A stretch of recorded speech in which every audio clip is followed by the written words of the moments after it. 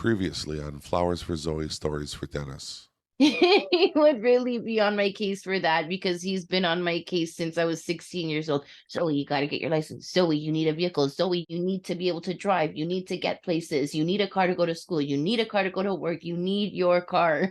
It's good to know that he's still in your head. And now, coming up on the show, Each section represents a portion of your life. Let's start with physical. Next is your mental health, social connections, recreation, home and living space.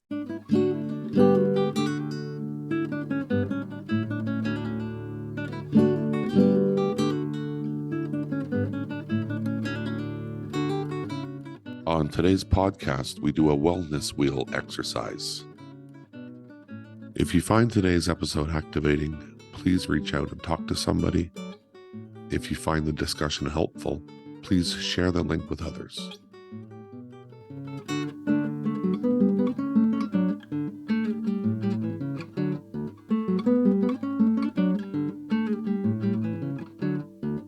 Welcome to podcast 27, everybody. Hi, Lara.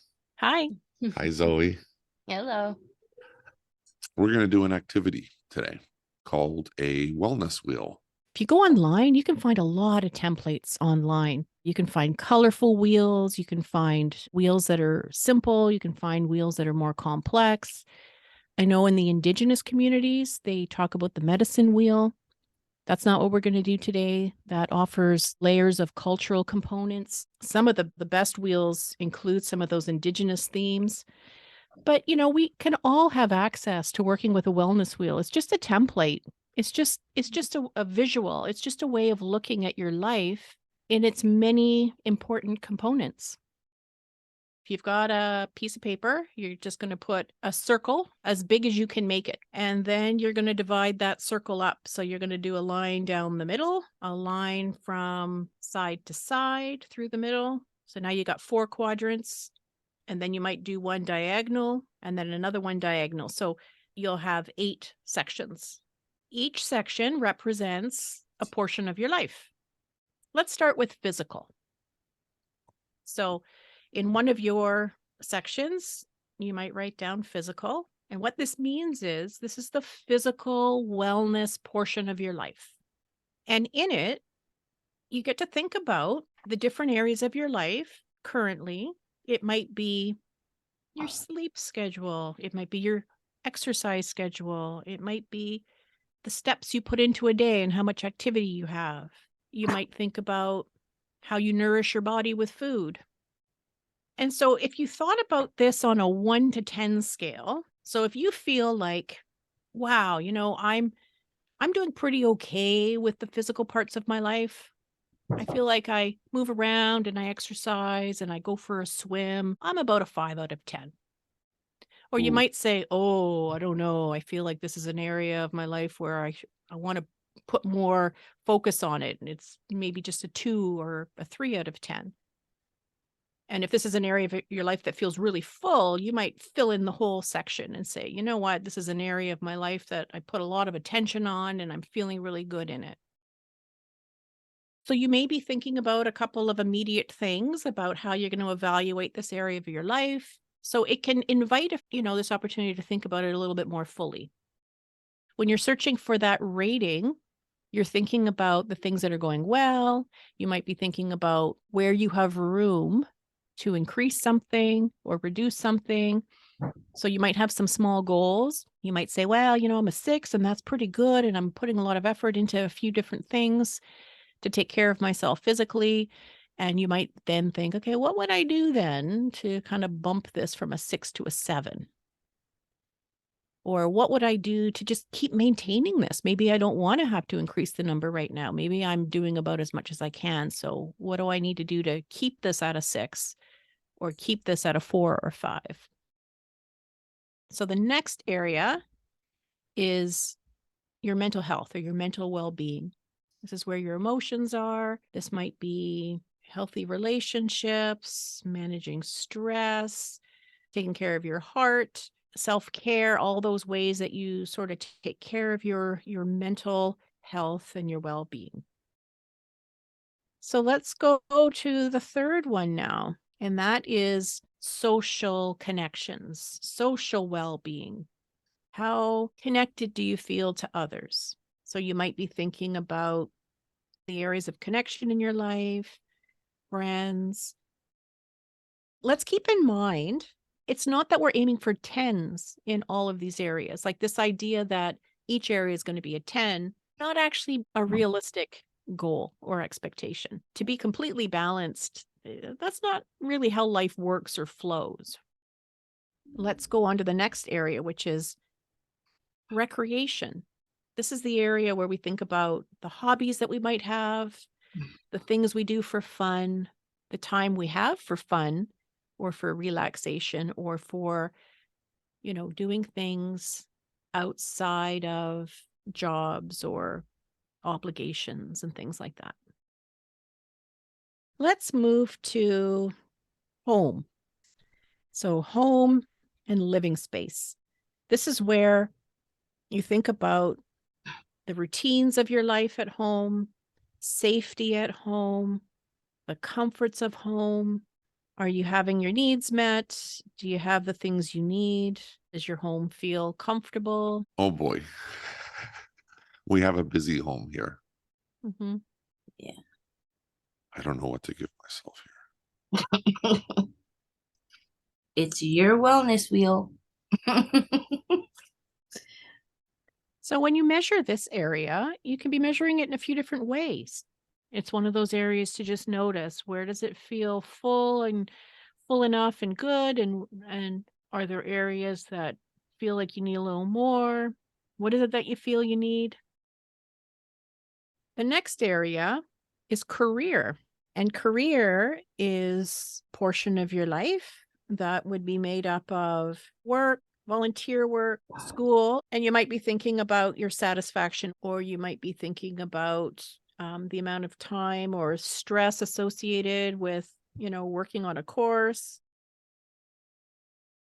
Another area of the wellness wheel is finances. This can be just a reflection piece for you, right? Thinking about, oh, what's my relationship like with finances? Might be financial literacy, like how much do I understand or not understand? How am I doing with organizing my life with finances? And then the last section of our wellness wheel is for spirituality slash, it could be environmental or intellectual and learning. So some people really connect with spirituality. Some people connect more with kind of like a biopsychosocial sort of understanding of the world and their connection to it. Some people really connect with, working with the environment around them, including themselves. So this is an area for beliefs and values. This is the area of your life that you kind of hold for your own personal growth and understanding, connection with the world, or a belief system, or your values. So now what you're going to have in front of you is a bit of a working document. It may be the beginning of something where you can kind of have a look at your life sort of laid out in these areas.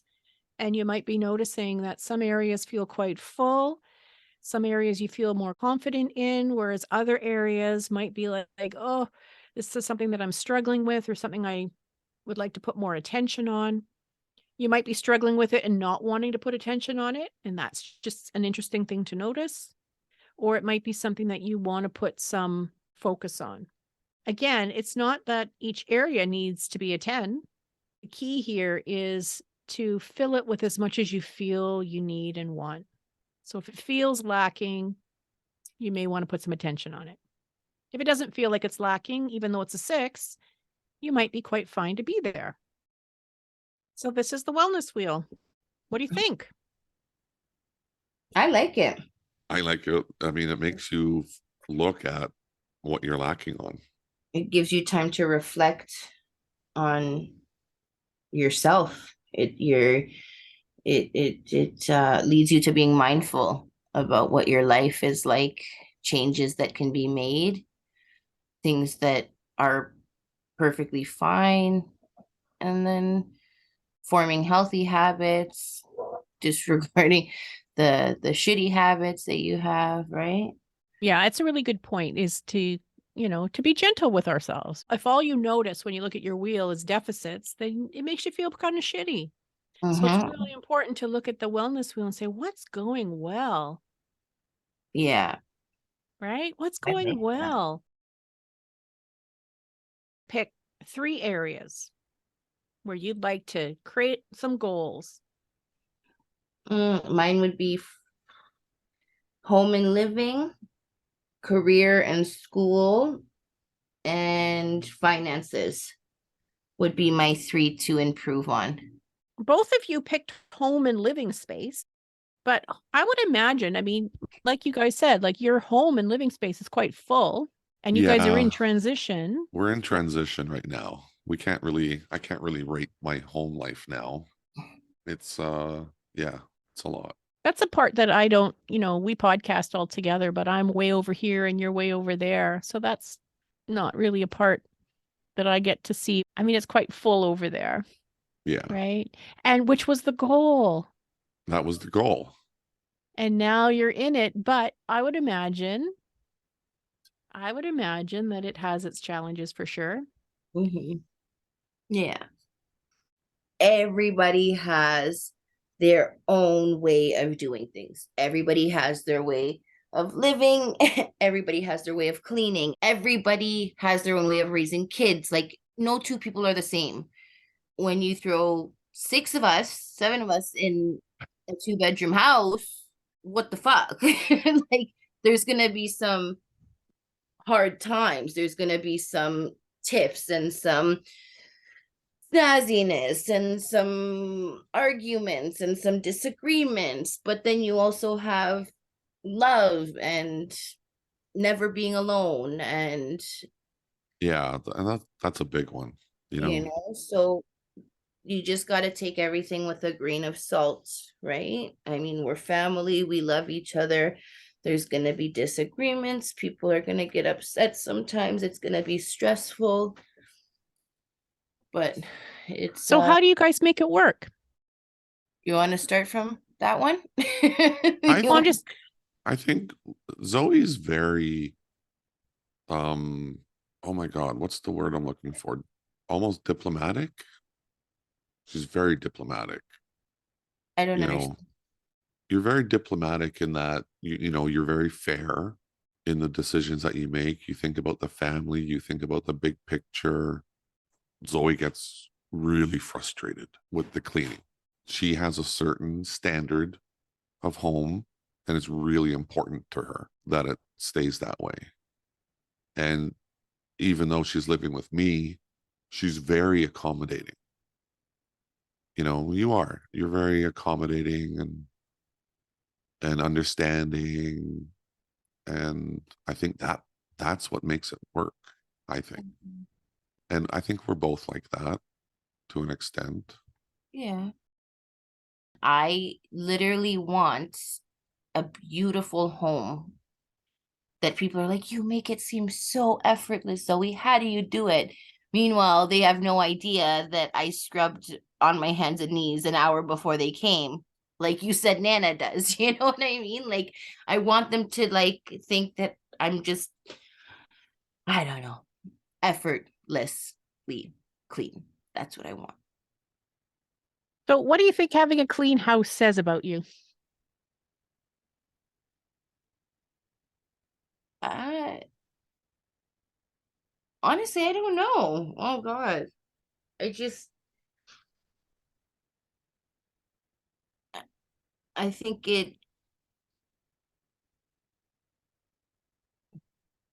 I don't know. I don't even know how to answer that. And I don't mean it as a trick question. I think that Yeah, there's a no. lot of stress around stuff like this. Like if we know someone's coming over, you look around and you're like, oh my gosh, this place needs to be tidied up. I mean, Yeah. there's something about our home that somehow becomes like a It reflection of represents how us. we are. Yeah. It Yeah. represents who we are and how we live and the choices we make, right? What Yeah. we're comfortable with and what we're not comfortable with. And we That hold sounds some like Nana. judgments. And we hold some judgments around it too, right? Oh, Like for sure. if my place is a mess, that doesn't necessarily have to say something about me. It might, but it might not. I'm not putting it out there like I have an answer. But I Yeah. think it's interesting, right? Our home tends to be this like canvas. And if we don't care a lot about it, that might say something. If we care a lot about it, that might say something. If it's the biggest thing in the world, that might say something. Yeah. But it's just And interesting to notice. that's where I want to kind of cut myself off a little bit, because, you know, things that I worry about 90% of my time are things that I should only be worried about 5% of my time.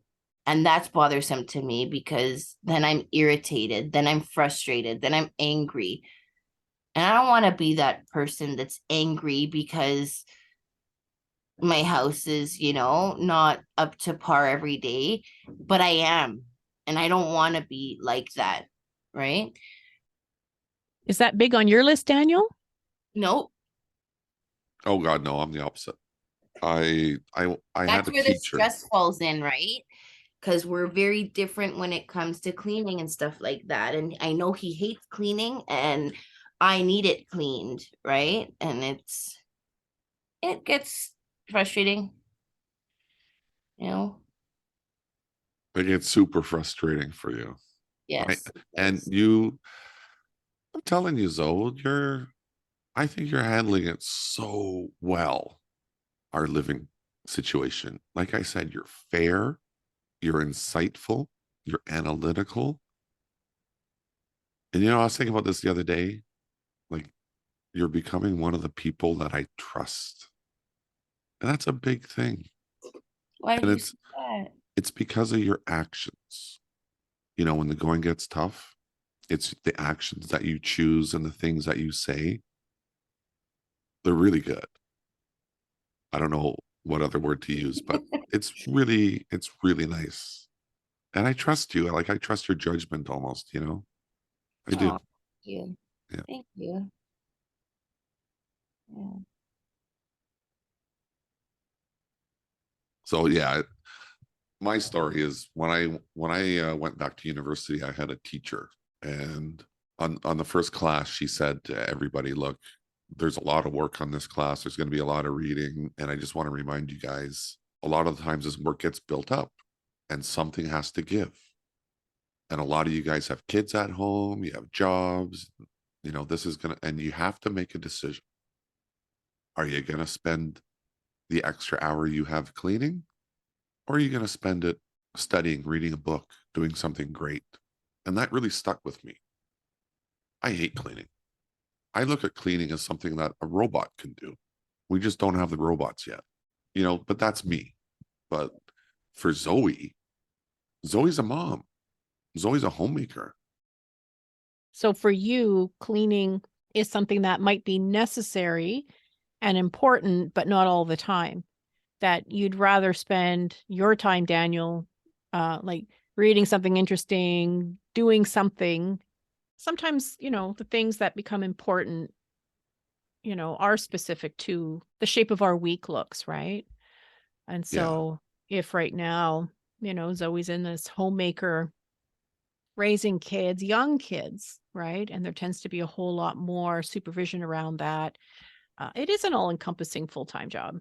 Oh God, yeah. I remember what it's like to have, an 11 and 12-year-old. I remember how busy it was when I was a father to an 11 and 12-year-old, or 11 and 13-year-old. I was going to the doctors and going to the appointments and doing this and doing homework and packing lunches. I remember what it's like. It can get pretty busy. When I look back at what it takes to be a parent of two young kids, oh my God, how did I do it? Like what you're doing, Zoe, I look at you, oh my God. Just watching you sometimes makes me tired. Like when you're up and you're managing 3-4 things at one time. You're cleaning, you're thinking about the girls, you're thinking about the fridge and what to buy. You're thinking about, I don't know, maybe their homework. You're thinking about their friends. It's busy. It's so crazy, like it's almost like you pointing everything I do, like how you just did. When I'm in that zone doing 3 or 4 or 5 things or whatever at once, I'm not even really like there. I'm like in a completely different zone. So are you saying it's nice to be able to connect these things? Like to hear him describing all the things that he sees you doing, and you're saying, yeah, kind of when I'm in it, I'm in it. I'm not really thinking about it that Right. I'm not way thinking of how crazy it is. or how important it Or is. yeah, like it's we can point out all these little things that are wrong with us, but it's so hard to point out the good qualities that we have. So Mm, me hearing what he's saying, I'm like, wow, like that is me. Like I do that. Like, that's crazy. That's cool. That's good. I'm on the go. I'm not even thinking about it. But me reflecting on myself, I'm like, fuck, I sleep like so much. I wake up, I have my coffee, I go lay down and I'm sleeping. I eat food at lunchtime and then I'm laying down watching what do I'm like I feel like I'm doing nothing. But then to hear it from somebody else's perspective, I'm like, wow, I do shit. I'm not Mhm. always sleeping. Might be a really helpful activity for you to kind of invite yourself to reframe a few things or to acknowledge a few things. Like when we talk about mindfulness, sometimes it's just kind of slowing things down and acknowledging, okay, what's happening right now? So if you ask yourself what's happening right now and you get kind of a negative response, you might invite a bit of a reframe. Mhm. I'm allowing my body to rest. I'm enjoying my coffee. Yeah. I'm taking the time to enjoy the quiet of being able to be alone because the kids are at school and this is a time for me to be able to do this. Right? I'm going back to sleep because my body needs more. that's a good idea. Why don't we do a follow-up episode? Let's do that. Keep your wellness Okay, and we can do that. I got mine. Me too. They look awesome, guys.